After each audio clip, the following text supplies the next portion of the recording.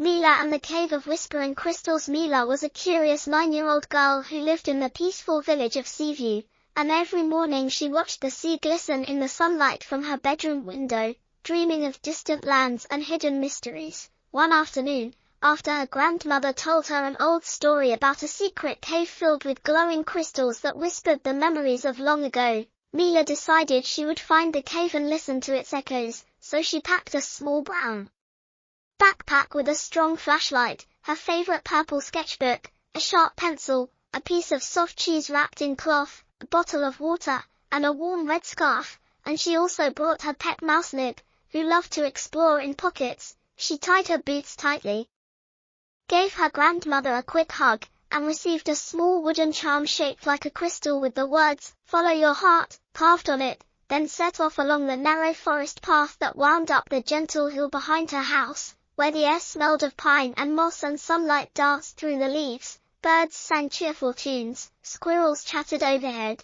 and Nib peeked out of her pocket to admire bright mushrooms and round pebbles scattered on the soft ground. After a while, Mila met Rowan, a friendly red fox drinking from a clear stream, and he told her that he had seen the cave entrance hidden behind a thin waterfall on the northern cliff. He warned that the cave was dark and sometimes confusing, but he believed that kind hearts and brave spirits always found their way, so he agreed to guide her until the waterfall. Mila thanked Rowan and followed him, crossing on mossy stones that felt springy under her feet, climbing over roots and rocks until she saw a narrow opening behind a curtain of silver water. She took a deep breath, wrapped her scarf around her neck, and stepped through the spray, where droplets sparkled in her flashlight beam and the wooden charm glowed softly in her hand, as if pointing the way. Inside, the cave walls glowed with faint blue lichen, and the floor was smooth stone dotted with emerald green moss. Nib squeaked in delight and hopped onto a rock, whiskers twitching, while Mila clicked on her flashlight a second time and followed the charm's gentle vibration deeper into the cool, silent tunnel. After what felt like several minutes, they entered a vast chamber filled with tall crystal formations in every imaginable shape, pillars like frozen waterfalls, clusters like flowers, and jagged spires reaching toward a ceiling they could not see, and each crystal reflected the light in brilliant rainbows, making the chamber glow as though lit by 1,000 lanterns. Mila gasped in wonder, then heard her first whisper, a single soft word that seemed to drift from a cluster of lavender crystals. She cupped her hand to her ear and heard another cluster speak a gentle phrase. Then a chorus of tiny stones sang a melody like laughter echoing through the ages. The crystals were whispering stories. One violet shard near the left wall recounted the tale of a sea captain who once sailed under twin suns, another hummed a lullaby that soothed a lost child, and a third murmured about a fallen star that turned into a living firefly. Thrilled, Mila knelt and opened her sketchbook, drawing each crystal shape and jotting down the whispered words in simple sentences, while Nib listened too, twitching his nose at every new tune.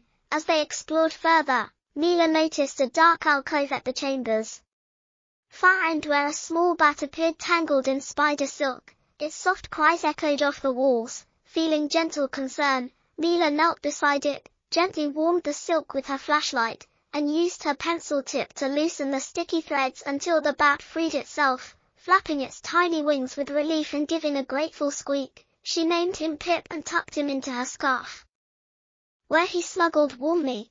Then he pointed with his wing toward a cluster of deep purple crystals that glowed faintly. Those crystals whispered of a princess who had once filled the cave with joyous laughter but had lost her smile long ago, leaving the crystals silent. Pip explained that the princess's laughter was the heart of the cave's song, and without it the crystals' voices were weak. Mila thought for a moment, held her grandmother's charm aloft, and remembered her own happiest memory, rolling in a haystack while Nib playfully chased her, which made her laugh so freely that she almost cried with joy. She laughed again, a clear, bright laugh, and immediately the nearby crystals trembled and glowed more brightly, echoing her laughter in harmonic waves that filled the chamber with brilliant light and joyful sound. Every crystal joined in the celebration, shining like 1,000 stars reflected in still water, and Mila and Pip listened in wonder. After a moment, she broke off a small piece of her cheese and offered it to Pip while nibbling the rest herself with Nib, feeling warmth in her heart. At that moment, Rowan's voice drifted in from the entrance, applauding softly and offering to help gather a few small, loose crystals as tokens of the cave's gratitude, which Mila accepted with respect, promising Rowan and the cave spirits to keep their secret and protect the chamber's magic. When the time came to leave, she and Pip and Nib retraced their steps by the glowing moss and behind the waterfall, where droplets sparkled in the fading daylight. Outside, the air was warm from the late afternoon sun, and the waterfall's mist fell like gentle rain across the meadow. Rowan waited and guided them down the hill, and Mila waved goodbye before hurrying home. Back in her grandmother's cozy cottage, she showed her sketches and read aloud the stories she had recorded, while her grandmother listened with shining eyes and said, "Stories live in every corner of the world if we are brave enough to listen," then helped her place one small crystal on her bedside table.